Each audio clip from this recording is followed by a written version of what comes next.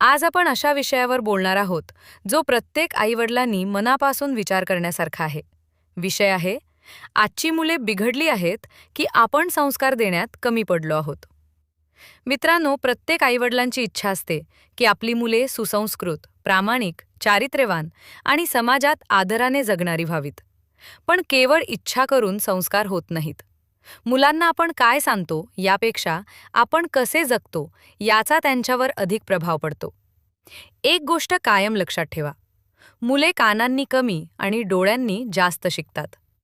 जर आईवडील घरात सत्य बोलत असतील, मोठ्यांचा आदर करत असतील, व्यसनांपासून दूर राहत असतील, शिस्त पाळत असतील, तर तीच सवय मुलांमध्ये आपोआप निर्माण होते. पण जर आपणच राग, खोटेपणा, अपशब्द, व्यसन किंवा चुकीच्या वागणुकीचे उदाहरण दाखवत असू, तर मुलांकडून चांगल्या संस्कारांची अपेक्षा कशी करणार? आज अनेक मुले आणि मुली चुकीच्या संगतीमुळे व्यसनांच्या आहारी जात आहेत. मोबाईल, सोशल मीडियाचा अतिरेक, चुकीची मैत्री आणि पालकांचा कमी होत चाललेला संवाद यामुळे अनेक कुटुंबांमध्ये तणाव निर्माण होत आहे. काही ठिकाणी अल्पवयातच आकर्षणाला प्रेम समजले जाते. विचार न करता घेतलेले निर्णय पुढे संपूर्ण कुटुंबासाठी वेदनादायक ठरतात. अशा वेळी केवळ मुलांनाच दोष देऊन उपयोग होत नाही.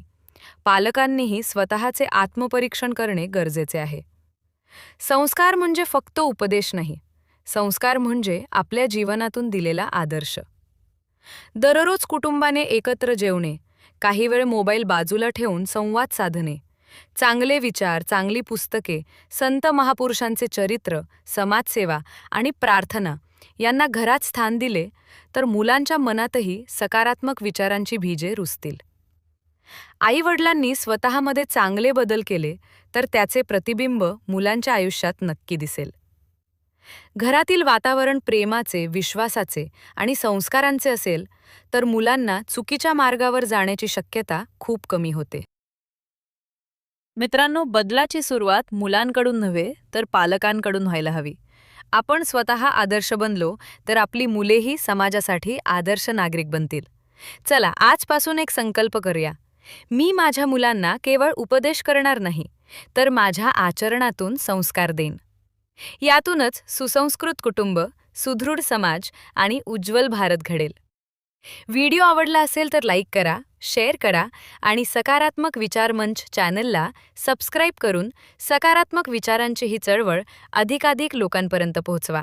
धन्यवाद. जय हिंद, जय महाराष्ट्र.